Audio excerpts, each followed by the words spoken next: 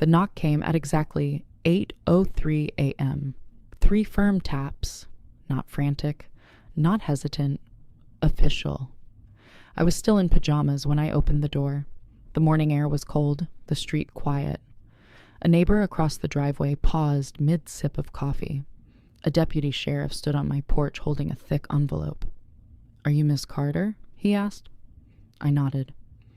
He handed it to me without expression. "Property notice," he said.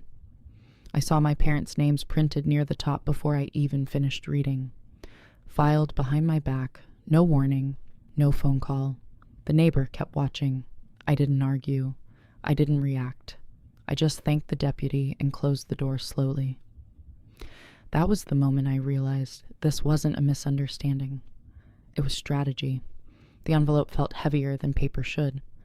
I stood in the entryway for a full minute before opening it completely. The house was quiet except for the hum of the refrigerator and the faint ticking of the hallway clock. Legal notice of interest in property. My parents had filed a claim asserting partial financial contribution and implied ownership. Implied. I leaned against the wall and reread the date. Filed 3 weeks ago. 3 weeks of Sunday dinners. 3 weeks of normal phone calls. 3 weeks of my mother asking if I was keeping up with maintenance. Maintenance. Have you ever realized a casual question wasn't casual at all? I had purchased the house 2 years earlier. Modest but solid. A small yard, 2 bedrooms. Enough space to breathe. I handled the down payment alone. Mortgage under my name. Utilities, insurance, taxes. Einschauwinners. My parents had visited often at first. My father liked to point out improvements I should consider. My mother would rearrange small things when she thought I wasn't looking. "It's still family property in a way," my father once said lightly. "We helped you get started." They had co-signed my first apartment lease years ago. Nothing more. But in his mind, assistance translated to access. I called the number listed on the notice. The clerk explained calmly. "They're asserting equitable interest based on verbal contribution claims. It's a formal filing." Formal, not emotional, not impulsive. Paperwork, authority without conversation. I thanked her and hung up. No panic, just clarity. This wasn't about money. It was about control. 3 months earlier, I had declined to move back home to help with my father's business. He called it family duty. I called it a career setback. We never resolved that conversation. Now this. Have you ever noticed how refusal shifts power dynamics? My phone buzzed. A text from my mother. "Call us, we need to talk." Need. I stared at the message without responding. If they needed to talk, they could have called before filing legal documents. Instead, they had sent a deputy. Across the street, my neighbor's curtains shifted slightly. I wondered what she thought. Probably nothing. But humiliation doesn't require witnesses to feel real. I sat at the kitchen table and opened my mortgage portal. All payments current. Property taxes up to date. Insurance active. Solid. So I file. Because claiming ownership publicly reframes authority. It positions them as protectors. It positions me as irresponsible. Yeah, and that narrative travels faster than truth. I folded the notice carefully and placed it beside my laptop. Then I did something simple. I called my attorney, not to retaliate, to understand. Because if this was strategy, I needed to know what structure they thought they were standing on, and whether it was as stable as they believed. My attorney answered on the second ring. I read the notice out loud, line by line, while pacing slowly through my living room. Sunlight moved across the hardwood floor, bright and indifferent to everything happening. When I finished, there was a brief silence on the other end. "Did they contribute to the purchase?" she asked. "No," I said evenly.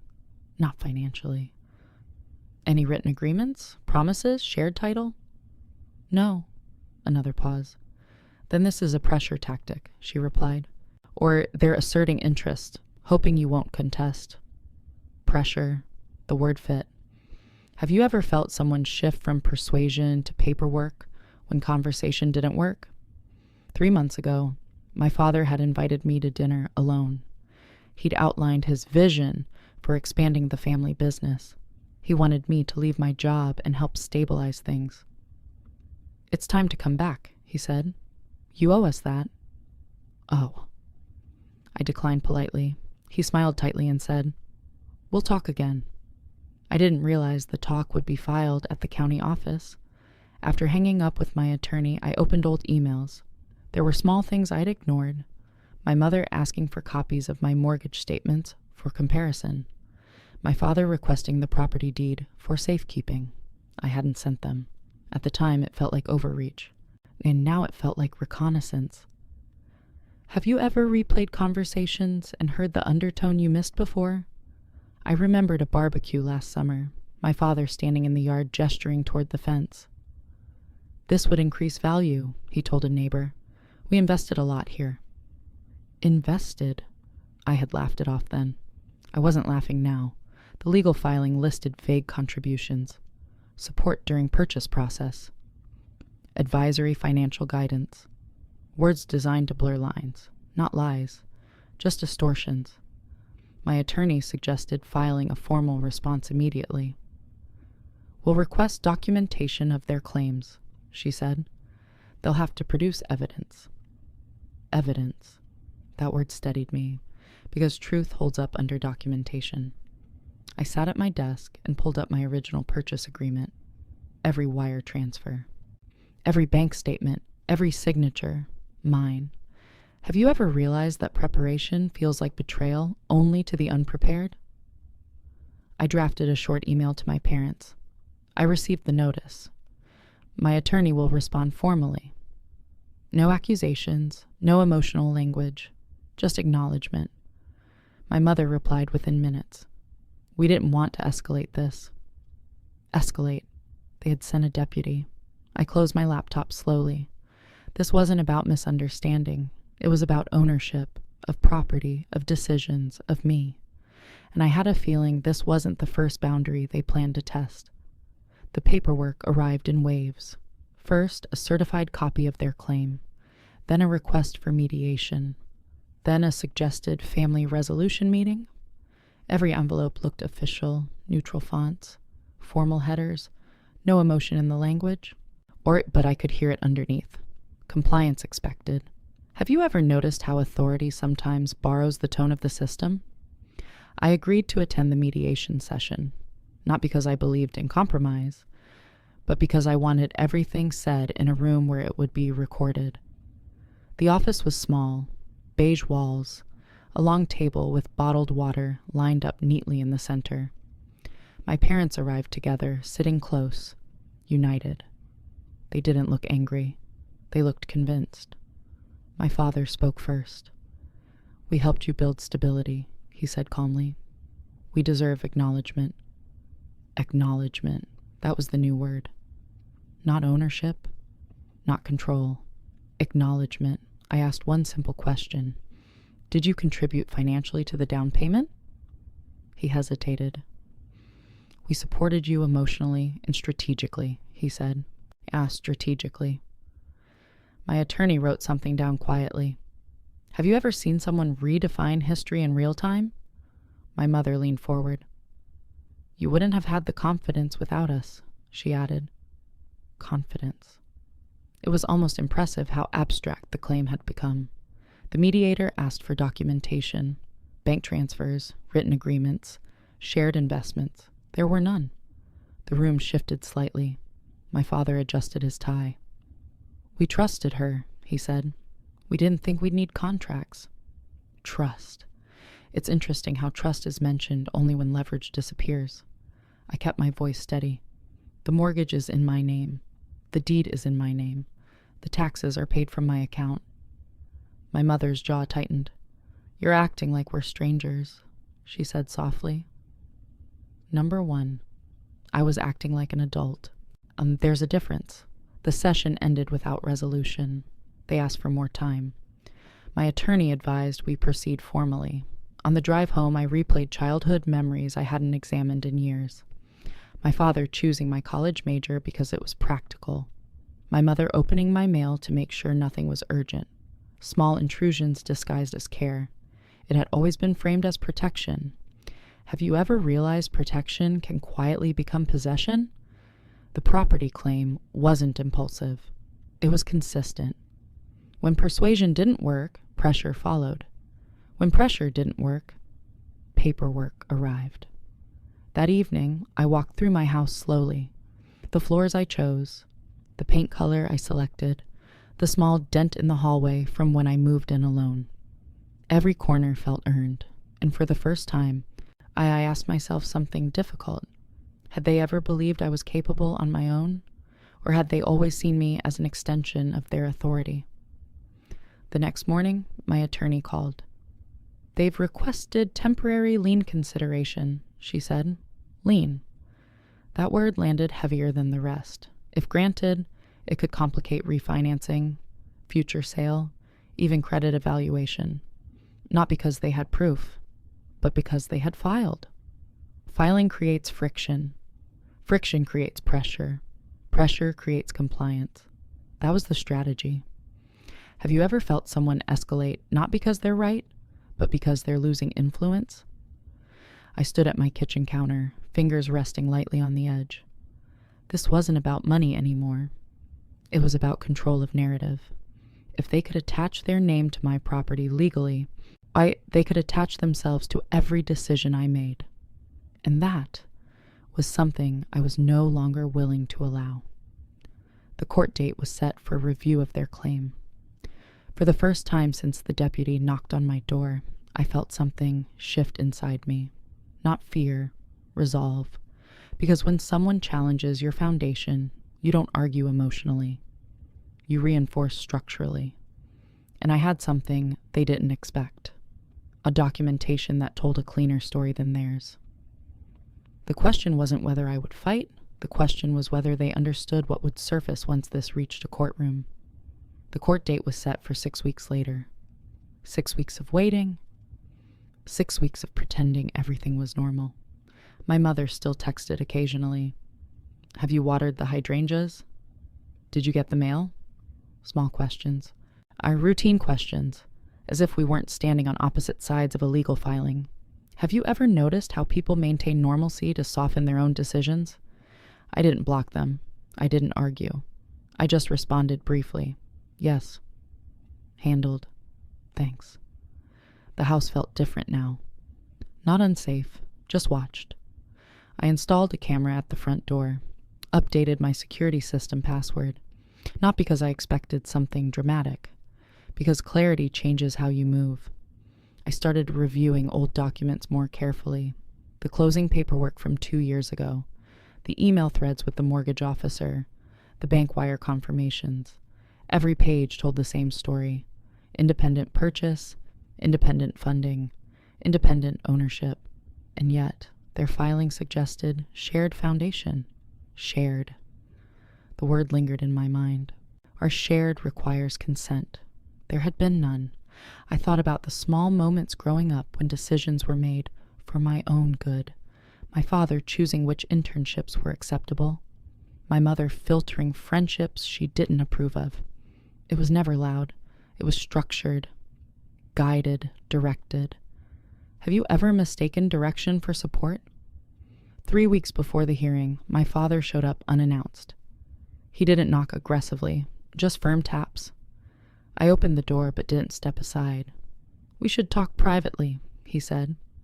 "We have attorneys," I replied calmly. His jaw tightened slightly.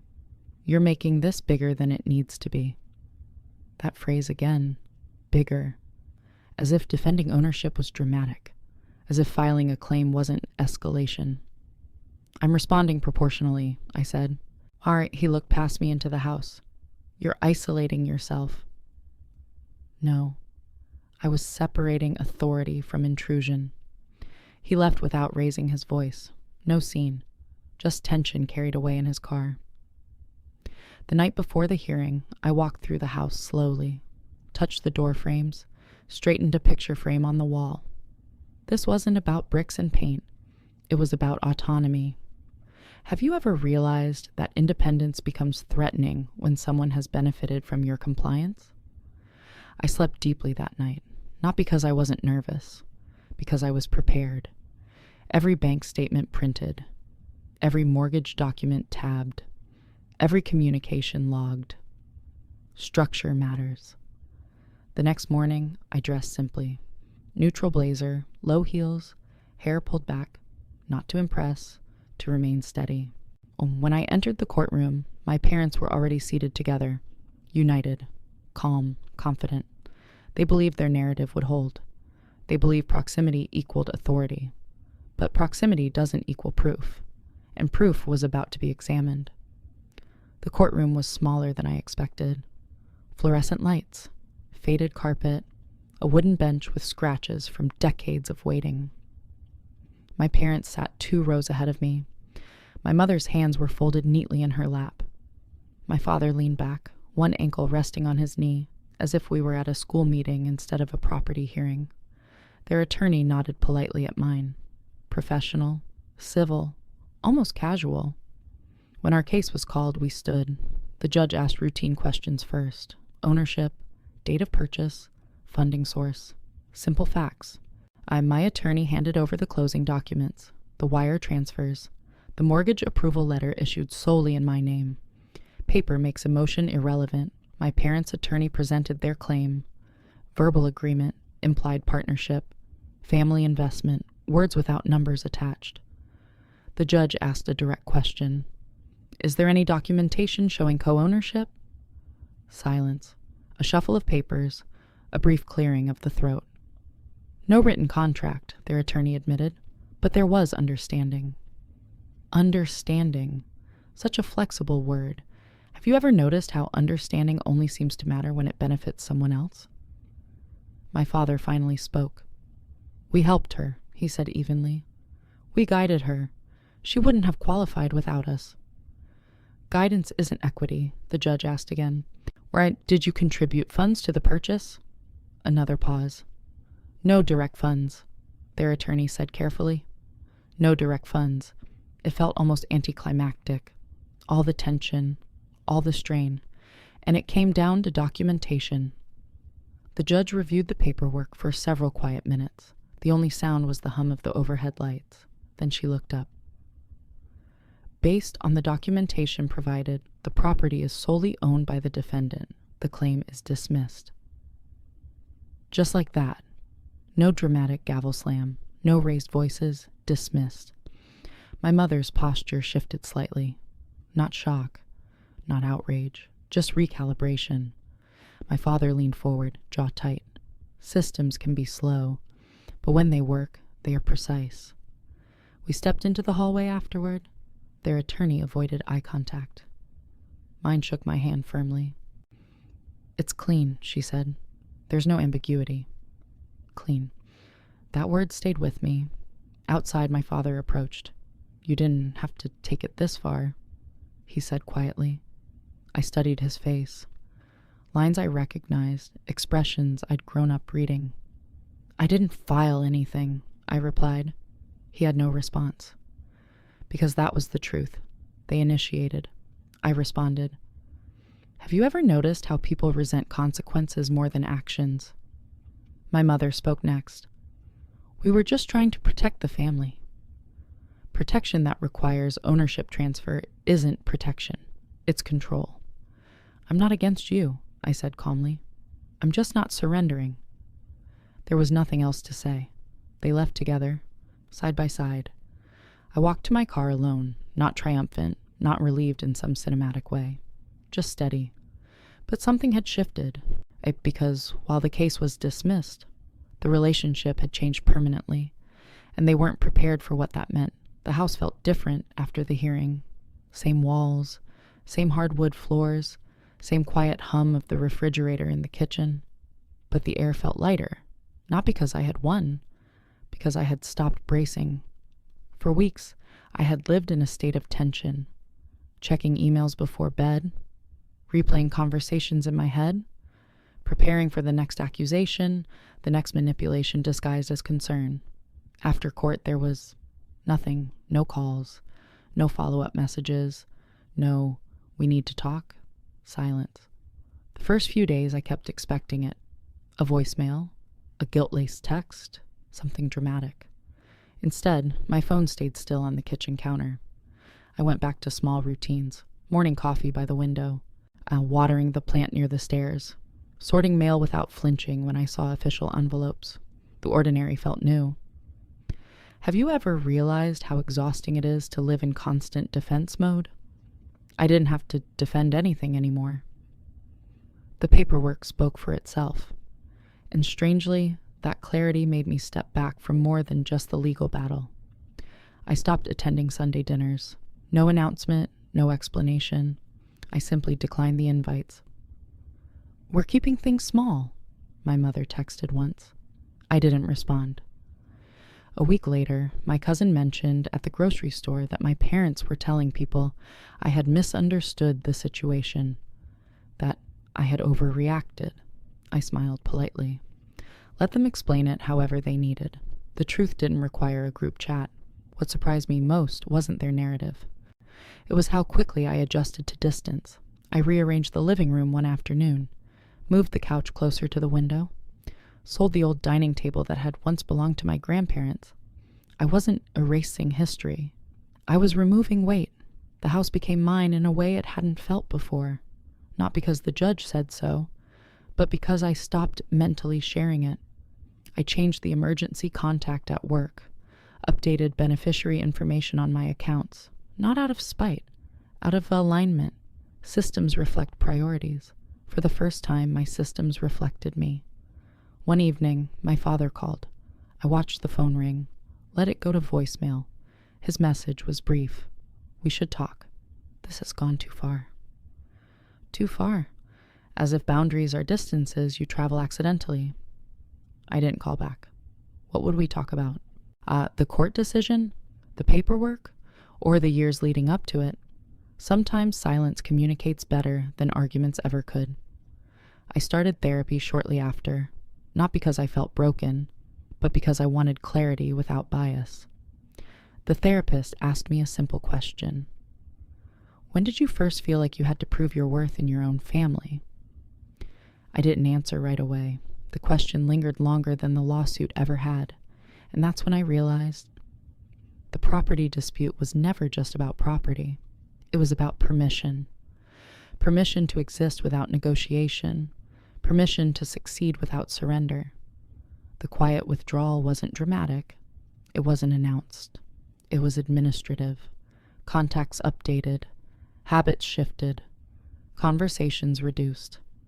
My mother sent a holiday card months later. Signed only with her name. No handwritten note.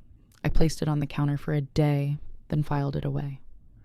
Not angrily, just neutrally. Peace didn't arrive with fireworks. It came in small moments. Cooking dinner without checking my phone. Sleeping through the night. Walking into my own house without feeling watched. I wasn't cutting them off in rage. I was stepping out of a pattern. And sometimes, stepping out is louder than confrontation. The distance stretched quietly. No explosion. No reconciliation either. Just space. And in that space, I began to understand something unsettling. They didn't lose a lawsuit. They lost access. And I don't think they realized the difference yet. It didn't end with an apology. It ended with a story. A few months later, a family friend mentioned that my parents had tried to refinance their own property. The bank asked about the recent court filing. Apparently, lenders don't ignore legal disputes tied to family members. Paper trails have a way of traveling farther than gossip. The refinance was delayed, then denied. I didn't celebrate. I didn't feel vindicated. I felt confirmed. Systems don't take sides. They document. Not long after that, my mother sent another message. Short this time. We didn't expect it to go this way. I read it twice, not because I was confused, but because I understood it differently than she meant it. They didn't expect me to respond with structure instead of emotion. They didn't expect paperwork instead of pleading. They didn't expect distance. I typed a reply, deleted it, then typed something simpler. I hope you're well. That was it. No reopening, no revisiting, just closure without permission. Have you ever noticed how people adjust when they realize you're no longer available for control? The calls stopped completely after that. Not dramatically, just gradually. The house stayed quiet. Mine. I planted new flowers in the front yard that spring. Not to make a statement, just because I wanted color. Life didn't transform overnight. I didn't become someone new. But I stopped negotiating for space that was already legally mine. And maybe that's what this was really about. Not winning, not proving, just standing still long enough to let systems speak for me. If this resonates with you, like the quiet strength, what would you do? Comment below.